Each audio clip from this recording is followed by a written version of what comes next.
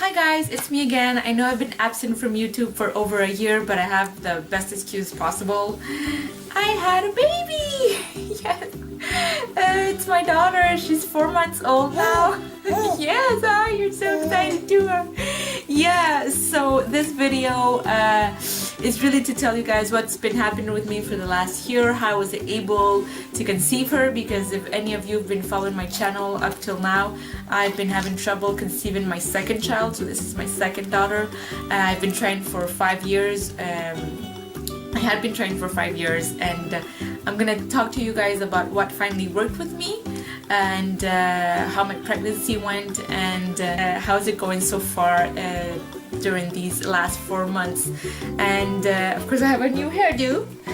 I hope you guys like it.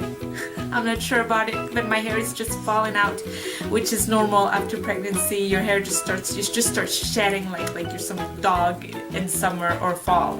Anyways, I'll talk to you guys all about that, and I hope you guys enjoy the video. I will settle this little one down and I'll be right back. So I suggest you guys get a snack, settle down, grab something to drink. We're gonna be here a little bit, so and have a lot of catching up to do with you guys. So thank you for watching, and I'll see you guys in a bit. Okay, so I'm back. Now she's settled right behind me on my bed. Don't worry, she won't move. She's not able to turn over yet, and so she's good. I can see her from here. So yes, so I'll take you guys back to last year. So I had been trying a lot of stuff for 5 years. I had been followed in a fertility clinic. I'm just gonna give a little bit of update. I had tried IUIs first. It didn't work. So then we switched to in vitro, and the first one worked. Unfortunately, I lost that baby. The second one didn't work, and so after we weren't able to afford in vitro fertilization because we weren't there financially, so we switched back to IUIs. We did 6 more of them. I had done 3 before, and I did 6 more of them, and they didn't work. So then we decided to give it a last go. It had been 5 years, and I was getting tired. I was getting discouraged. I was ready to call it quits. I was looking into adoption because I really didn't want to leave my daughter, just her alone, and you know, as an only child. I was looking into adoption when we decided that we were going to fund our last round of IVF.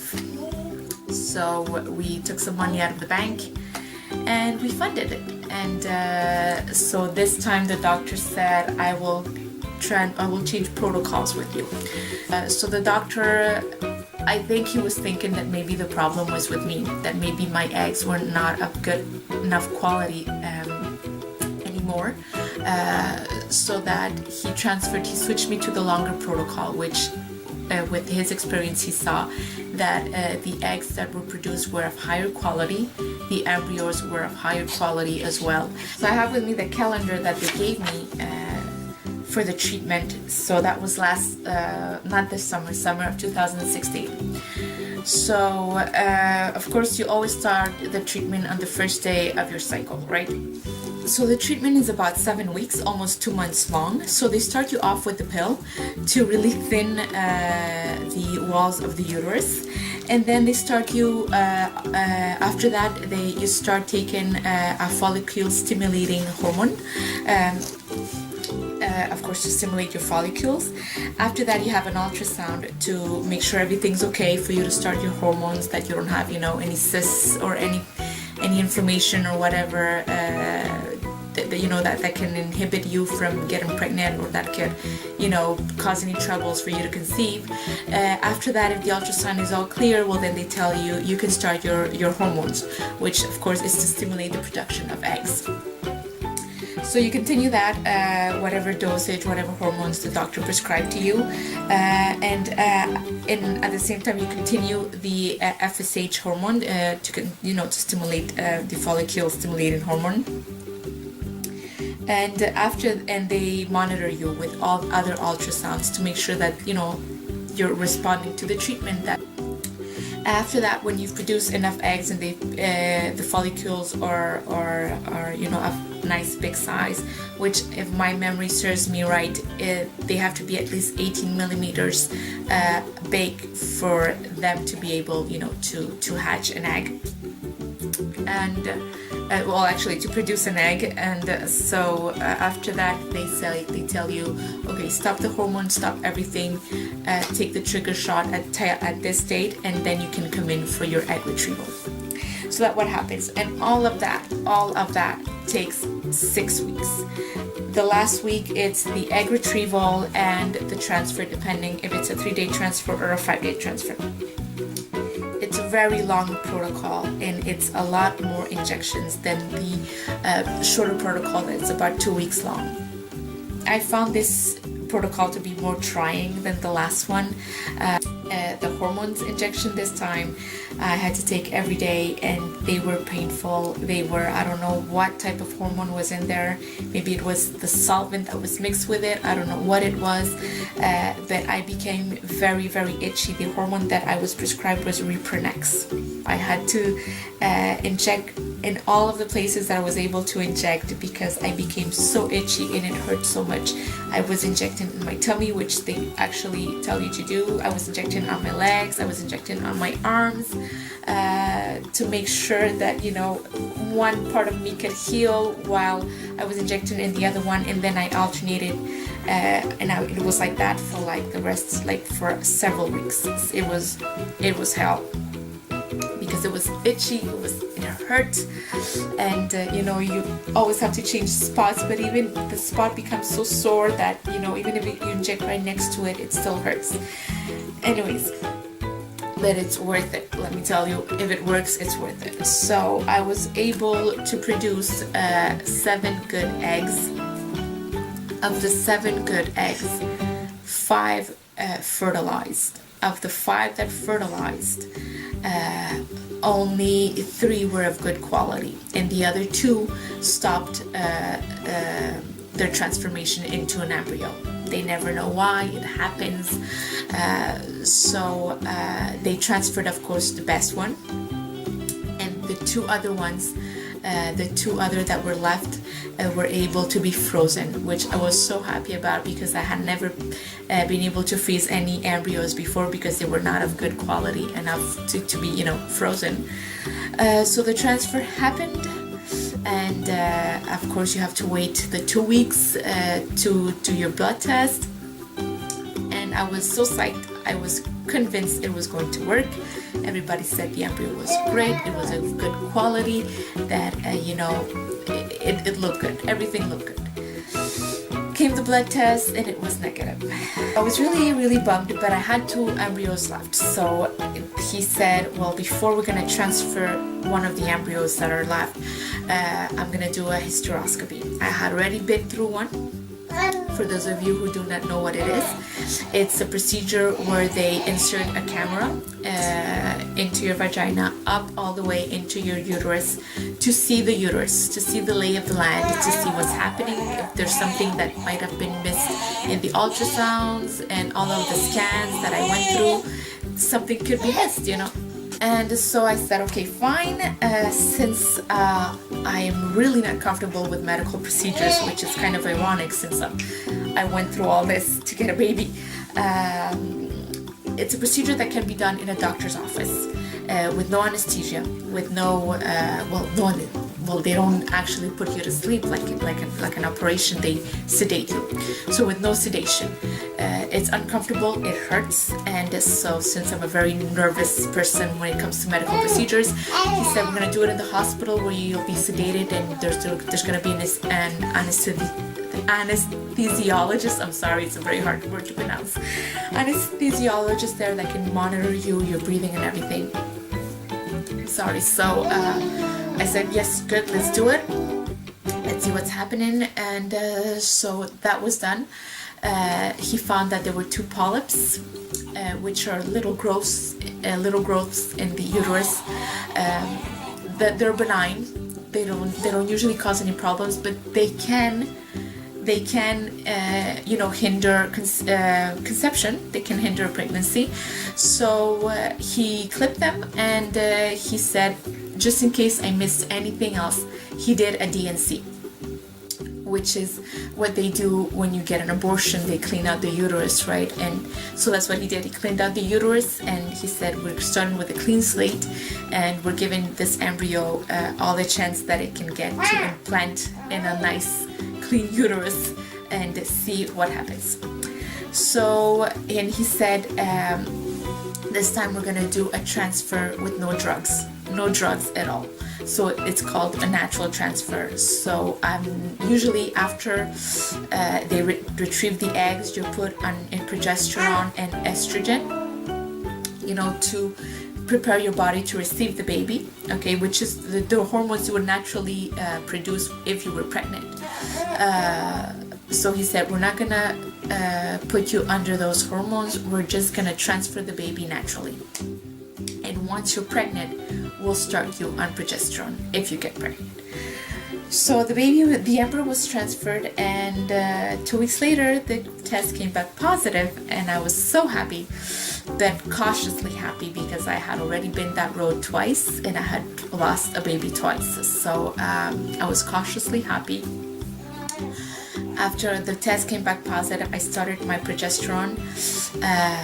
Now you can either take progesterone orally, you can take it intravaginally, or you can have the injections. Orally, most doctors say it works, the absorption rate is not the greatest. So what I've been seeing in most of the forums, and what of other ladies that I've known that have been through in vitro fertilizations, they have been given the intravaginally pills that you insert inside yourself, and they just disintegrate, and they're absorbed directly into your uterus.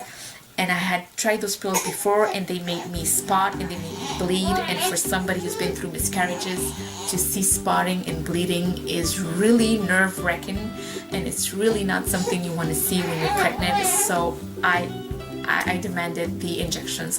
Unlike the hormone injections or the injections you get when you're under fertility treatment that are subcutaneous, which they hurt a little bit, they sting. These are intramuscular injections that you have to inject yourself in your buttock, or in your derriere, or in your behind, or whatever word you're comfortable with.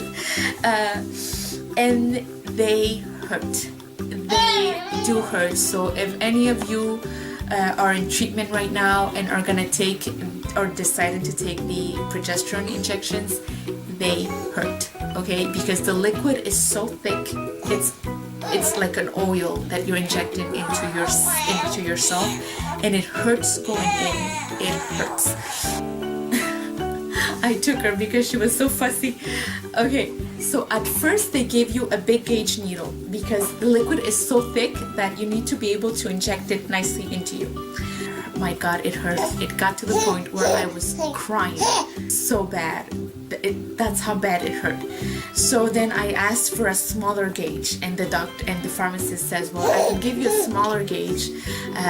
It's just that it's gonna take longer for the liquid to get injected because it's so thick, and the needle is thinner. And I said, I don't care. I just want a smaller gauge. The other one hurts so much. And oh my God, the difference. I barely could feel the needle going in. The liquid, you can still feel it. I'm sorry, there's nothing you can do about that. Some ladies say that if you put some ice on yourself, it can numb, can numb the spot, and you don't feel it. I did that, and it works. It does. I would put some ice on the spot where I was supposed to be injected 30 minutes before the injection, and when the injection came, I barely felt a thing. I could still feel a little bit the liquid going in, but it was the world of difference. So then I could complete the treatment, because once you're pregnant, you're supposed to keep injecting yourself for the next 3 months until you're 12 weeks pregnant. After that, since I had miscarried twice, they usually just do one ultrasound after the blood test comes back positive, just to see if it's a live pregnancy, right? Because you could get pregnant, but then the baby can die in the meantime, or you can have a molar pregnancy, or the baby could have implanted somewhere other than the uterus. So just to make sure that it's a good pregnancy, that it's a live pregnancy. So at 6 weeks I went in. They saw heartbeat, everything was okay. They had me come in at 8 weeks, everything was okay still. There still was a little baby there with a strong heartbeat. He measured and he measured correctly, you know, he measured what he was supposed to measure. And so they said that I can book my appointment with my OBGYN. So that's what I did. And at 12 weeks I went to see my doctor, everything was okay. The only thing that I have, except that I was spotting the first 3 months. I did that with my first daughter, and I did that with the other 2 pregnancies that I lost, and I did that with her. So if ever you're spotting during your first trimester, it could go either way. So really you have to consult, you know, because it can mean a lot of things. It doesn't mean that you're losing the baby, it just means that your uterus is just growing, or that the baby, when it implanted, it broke some, you know, some blood vessels, and that's what made you bleed. Or maybe because your cervix is so vascularized and it's so sensible that even just the tiniest little bump is gonna make it bleed. So, you know, it's always scary when you're pregnant and you see blood.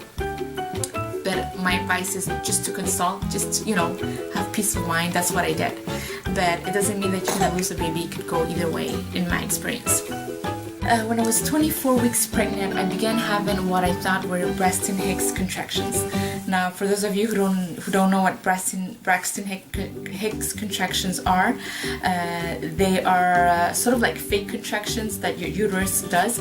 They can happen in the 2nd trimester, but they're more common by your 3rd trimester. It's according to the doctors, it's your uterus practicing itself for the real labor. So I was 24 weeks pregnant, and what I thought were contractions began early in the morning. They came, you know, in intervals like real contractions, and they progressively became more and more intense as the day went by. By 3 o'clock in the afternoon, I was doubled over in pain. I was convinced that I was having premature labor. I was alone with my eldest daughter. I called my parents. I called my husband. I said, guys, get here quick. Something is happening. I don't think it's good. We need to get to the hospital right now. I can't drive myself there with my daughter. So my parents got here first, and then my husband got here. We went to the hospital. I got there, I was crying, the pain was so intense. I really did think it was me having a labor, me going into labor. They admitted me immediately, they put the monitor on my belly, and they noticed that the heartbeat was normal, that the baby was not in any distress, the baby was moving. And then they noticed that the machine that picks up the contractions wasn't picking up anything. And I told them that that was impossible, that I was feeling something. It was in intervals, like contractions, and it was really painful. Something was happening. So the nurses thought, well, maybe the contractions aren't, you know, strong enough for the machine to pick up, which according to a nurse can happen, especially if the baby is, you know, if the baby is going to be born premature. So they waited, they tried to stop, you know, they gave me medication to stop the contractions because that's what I thought I was having. They examined me, the cervix was closed, the water hadn't broken, and the baby was still okay. So whatever was happening wasn't affecting the baby. I'm finishing this video days after I started filming it because life happened and holidays happened and it just got crazy, so I didn't have any time to sit down and actually record the video until now. So I'm gonna continue where I left off. I think I was talking about my fibroid. So I went to the emergency room thinking I was gonna have a baby prematurely at 24 weeks. Turns out that it was nothing. It was just a fibroid degenerating, and that it caused that immense amount of pain. Sometimes it does. Sometimes it doesn't cause any pain when they're degenerating. Sometimes it does. So I got discharged the day later. The doctor said everything was fine, the baby was fine. She didn't even feel anything that was happening. She didn't even feel that mama was in pain. She was happy, her heartbeat was strong, everything looked fine in the ultrasound. And the only thing that they saw was that the fibroid was degenerating and that was causing pain. So they sent me home with some painkillers. I asked her if this could happen again, and she said yes, because my uterus is filled with fibroids. She said that some of them could keep growing and growing and growing until they start dying, and that could cause again an immense amount of pain. And if it's something that I couldn't handle at home with Tylenol or the pain meds that they had given me, that I needed to come back to the emergency room so that could give me morphine. Of course, that is not something that I wanted to do, because morphine, of course, it's not indicated when you are pregnant, because it might cause some consequences to the fetus. But when when the advantage of giving you the morphine outweighs the consequences to the fetus, they're gonna give you the smallest amount, just so that you're comfortable enough. Because being in an immense amount of pain also can trigger, of course, preterm labor. So she said if I couldn't handle the pain, if it happened again, if I couldn't handle the pain at home, to come back to the emergency room, and that they would, handle the pain there with their medication there. So everything went well, thank God. And so now my baby is 5 months old. Time goes by so fast. So this will be the last trying to conceive video I will be doing in the foreseeable future. I would like to thank everybody who's been a part of this in YouTube, the subscribers that have been following me. Thank you. I'm sorry that I waited a year to post another video. But like I said, all of this has been happening, so I just wanted to concentrate on my pregnancy and getting pregnant and pregnancy, and then the first months with the baby, it's always they're really hard and they're really precious and they pass by so fast, so I just wanted really to enjoy those. What I wanted to say to all of you guys who are still out there trying to conceive, who are still in those waiting rooms, in the fertility clinics, who are waiting for results, who are taking pregnancy tests, I want to tell you that I know what you're going through. I'm sorry, I'm gonna cry, I'm gonna get emotional. It's very hard. I really have no other advice than to tell you that to keep going, to not give up. You're the only one who knows how much you can take physically, emotionally, mentally, because trying to conceive a baby is gonna drain you out of all of that. It's gonna stretch you very thin, and you're gonna have to know where your breaking point is, and you're the only one who knows, because you're the only one undergoing all those treatments. Even if you have a partner, if the partner is not going through all those tests, is not going through all those appointments, is not the one being prod and prodded and tested, and no one can ever know what it really is like to be in those waiting rooms and in those testing rooms.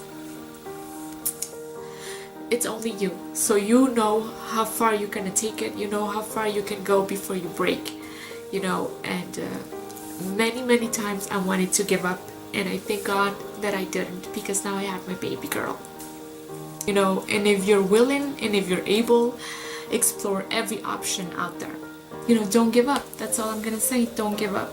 And if you do give up, don't feel guilty.